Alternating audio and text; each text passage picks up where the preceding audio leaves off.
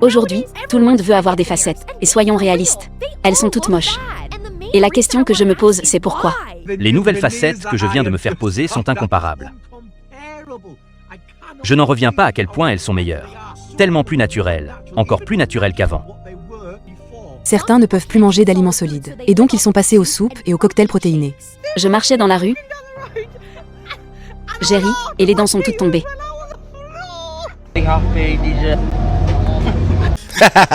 Je savais que je n'allais pas les garder dans ma bouche.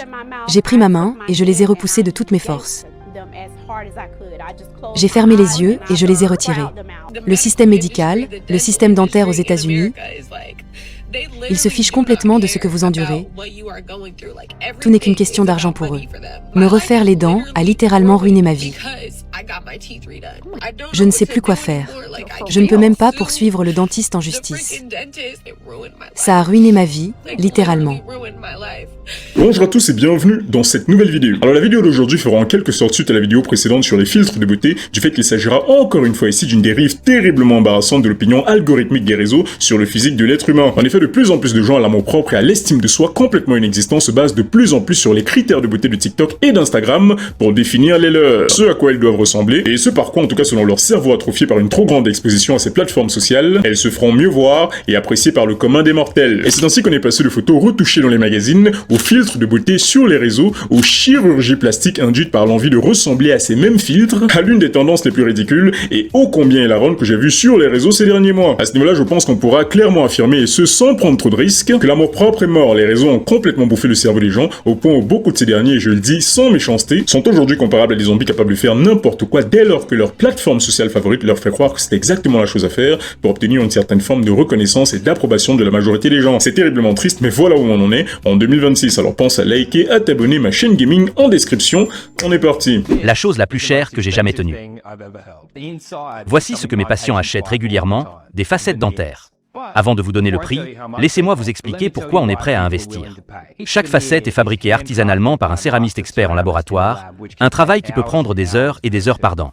Bien que chaque cas soit différent, le prix peut varier de 1 000 $ à 4 000 $ par dent, selon les cas. Et n'oubliez pas, le sourire est la première chose que les gens remarquent. Alors les facettes dentaires, aussi appelées veneers en anglais, sont des espèces de revêtements mis sur les dents afin d'en camoufler un défaut ou d'en changer la forme et l'apparence. Elles ont été créées à l'origine en 1928 par un dentiste californien du nom de Charles Pincus afin de permettre aux stars hollywoodiennes d'avoir un sourire plus éclatant grâce à ces prothèses dentaires tenues par un adhésif qui à l'époque ne durait que quelques heures. Comprenez par là que le sourire tout blanc de ces stars hollywoodiennes déjà à l'époque était une vaste blague, une totale fabrication. Mais avec le temps, les choses ont évolué et nous sommes passés de stars hollywoodiennes à aujourd'hui tout individu lambda qui, du moment qu'elle dispose de suffisamment d'argent pour se permettre la procédure, pourra camoufler les ébréchures, les fissures, les espaces interdentaires et la décoloration de ses dents. Les deux types de facettes connues aujourd'hui étant celles en composite plus abordable, pouvant durer 4 à 5 ans, qui ne nécessitent qu'une seule séance de pose, et dont la pose est réversible, ce qui veut dire que vous pourrez les retirer sans forcément faire face à des effets secondaires indésirables. L'inconvénient de ces dernières étant d'être très peu résistantes aux taches et aux ébréchures. Et de l'autre côté, nous aurons les facettes en porcelaine, offrant une esthétique supérieure, une plus grande durabilité, on parle ici de 10 à 15 ans, une plus haute résistance aux taches, mais qui nécessite ici un retrait irréversible de l'émail des dents, et sont plus coûteuses. La différence avec les couronnes dentaires étant que ces facettes, elles, sont uniquement d'ordre esthétique. Elles ne sont pas là pour renforcer les dents ou pour les restaurer après un traumatisme. Tout ce qu'elles font littéralement, c'est donner l'illusion d'avoir des dents plus blanches que celles de la majorité des gens. C'est un peu comme avoir une lentille de contact pour ses dents. Et vous vous doutez bien, au vu du monde dans lequel on vit, que l'illusion à ce moment-là sera la raison. Car oui, de plus en plus de stars hollywoodiennes, d'influenceurs, de participants de télé-réalité et tout autre individu avec un minimum de visibilité et d'influence se sont mis à adopter ces facettes dentaires pour avoir un sourire plus blanc, plus éclatant, plus enviable. Et évidemment, pas mal de personnes influençables avec un minimum de moyens et beaucoup trop de temps libre se sont mis à les envier et à les imiter. Et c'est ainsi que de plus en plus de personnes se sont mises à avoir ces facettes dentaires en dépensant pour chacune d'entre elles en fonction du matériau désiré, entre 1500 et 3500 $ pour chacune des dents. Le coût complet pour un remodelage complet de la bouche, à savoir toutes les dents, pouvant aller jusqu'à 70 000 $. Combien? 70 000 $ pour détruire toi-même tes dents en voulant les faire passer pour plus blanches que celles des autres. Alors à ce niveau-là, je ne sais pas si c'est du narcissisme, un total manque d'estime de soi ou de la pure connerie,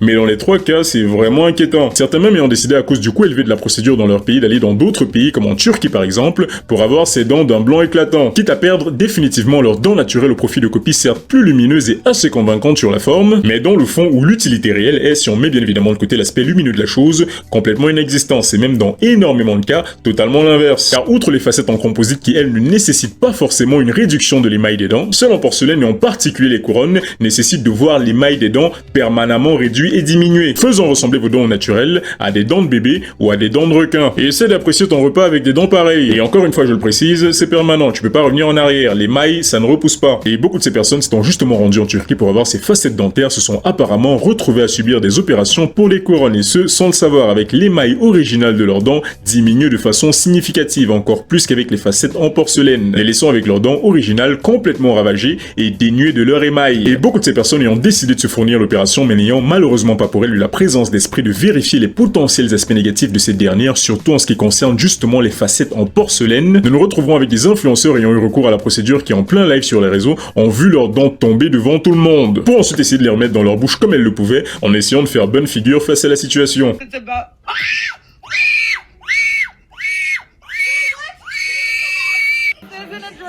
Je suis à Hawaï et ça recommence. Ma dent est dans son sac à main. 10 000 $ partis en fumée.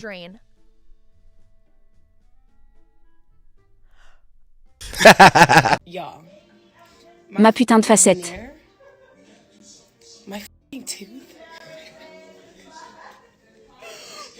Ma putain de facette est tombée.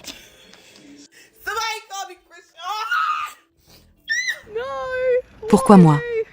Je me fiche de ce qu'ils disent de mes dents. Je les adore. T'es juste jaloux. On va recoller ma dent à la superglue.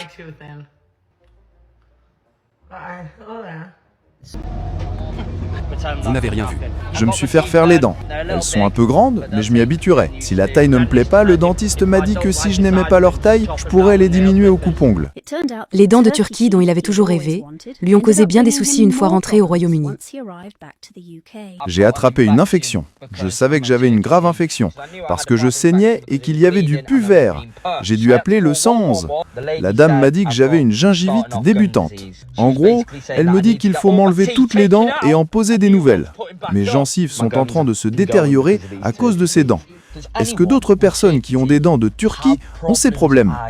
Également, certaines sont allées en Turquie pour avoir cette opération et s'en sont malheureusement retrouvées du fait que la procédure a eu énormément d'effets indésirables à vivre au quotidien avec leurs dents naturelles complètement exposées. Cette femme est allée en Turquie pour avoir des dents parfaites et elle est repartie dans cet état. 3 gros problèmes se sont produits. Premièrement, la quantité de dents qui a été limée est excessive. Presque tout l'émail a disparu.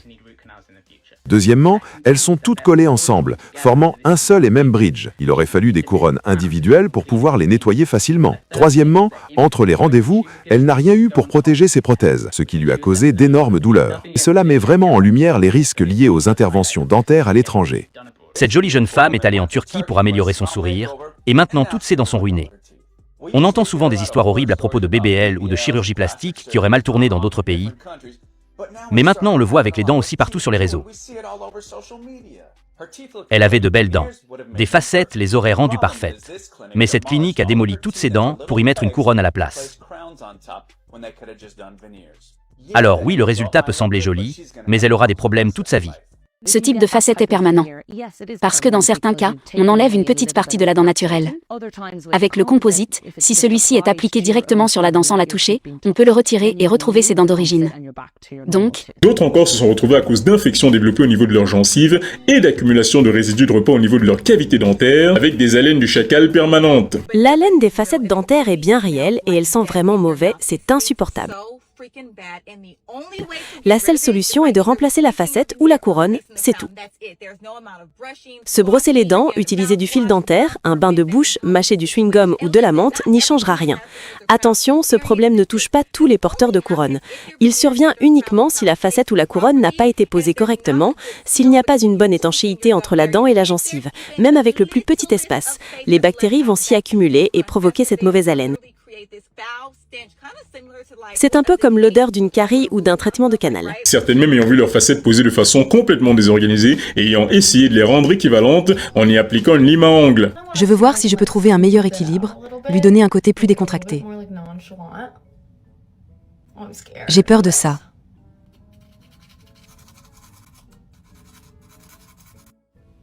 C'est un peu mieux. Certains sont venus à ne plus pouvoir manger normalement à cause de la sensibilité de leurs dents, à siroter sans arrêt ou à mâcher de petits bouts de viande pour éviter de souffrir ou d'abîmer leurs fausses dents. J'étais tellement excitée. J'ai pris un sandwich chez Jimmy Johnson, le nouveau sandwich grillé. J'avais envie de le goûter.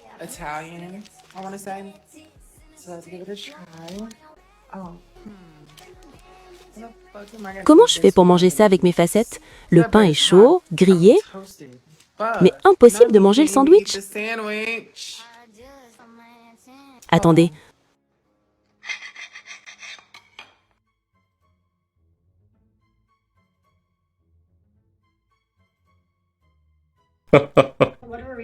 En mâchant, mes dents se sont heurtées.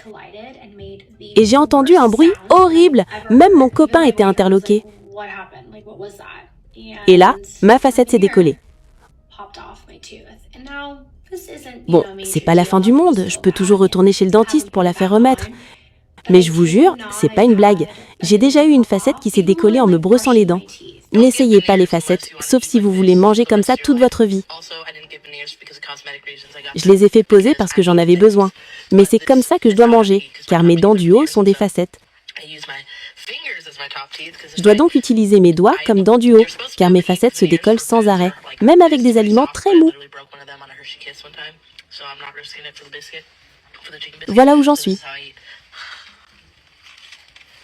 Et plus ridicule encore que ceux qui ont fait cette opération non pas sur toutes les dents, mais uniquement sur les dents de devant pour vraiment maximiser le sourire. Et qui en viennent au final à avoir l'air de chevaux très contents de la journée qu'ils ont passée avec la jument du coin. Sans parler bien évidemment de tous les scams et autres profiteurs de tendance nés de cette absurdité. Laissez-moi vous présenter le monde des techniciens en facettes dentaires illégaux. Oui, des escrocs et des criminels se font passer pour des techniciens en facettes dentaires et vous proposent des réductions incroyables parce qu'ils ne sont absolument pas certifiés en dentisterie. L'un des techniciens en facettes dentaires les plus populaires et les plus connus sur les réseaux sociaux est Brandon Dillard, A-List Smiles à Atlanta. Il posait des facettes sans licence et prétendait même enseigner comment faire.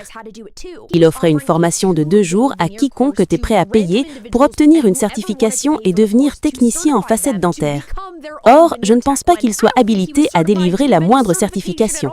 Non seulement ces personnes ne sont pas qualifiées pour poser des facettes dentaires, mais Brandon Dillard n'est même pas qualifié pour enseigner. Quant aux conséquences, elles sont absolument catastrophiques. Infections, lésions nerveuses et des milliers de dollars gaspillés. Brandon a amassé des millions en pratiquant des actes dentaires illégaux. Lorsque les autorités l'ont finalement arrêté, les procureurs ont découvert qu'il avait ignoré pendant des mois une lettre d'évaluation formelle. Ces patients ont subi de graves infections, des douleurs atroces et des dents qui pourrissaient littéralement sous les fausses facettes.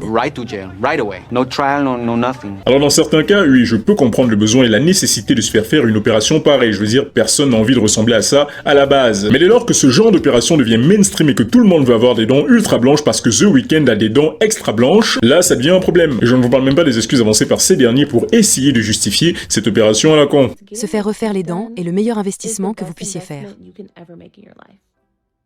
C'est un excellent moyen d'engager la conversation. Le premier endroit où investir, c'est votre sourire.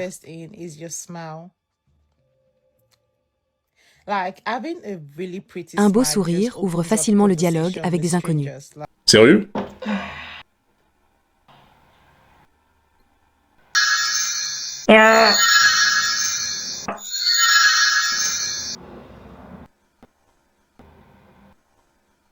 Vous m'avez l'air d'une personne très intéressante, c'est quoi votre nom? Je ne me souviens pas avoir jamais démarré une conversation avec un inconnu uniquement à cause de la blancheur de ses dents, ça ne m'est jamais arrivé. D'ailleurs, Rick Ross avec son sourire à facettes m'a beaucoup fait penser ici, et surtout à cause du contraste avec la couleur de sa peau, à une espèce de spectre. Ce mec-là dans le noir doit ressembler, vous savez, à cette espèce de mème sur internet. Et voilà à quoi, et de plus en plus aujourd'hui, les réseaux sociaux nous mènent. Une génération d'individus superficiels ne basant leurs valeurs personnelles que sur ce que les autres pensent d'eux, quitte à se ruiner, à se rendre malade, ou même à frôler la mort dans certains cas. Il n'y a absolument rien de mal à vouloir s'améliorer personnellement, mais passer par toutes ces opérations chirurgicales de merde n'est que rarement la solution. Et c'est pas toutes ces personnes pleurant rien que dans cette vidéo et pour cette opération seule qui diront le contraire. Je sais que j'ai l'air folle et c'est tellement gênant de venir pleurer sur Internet.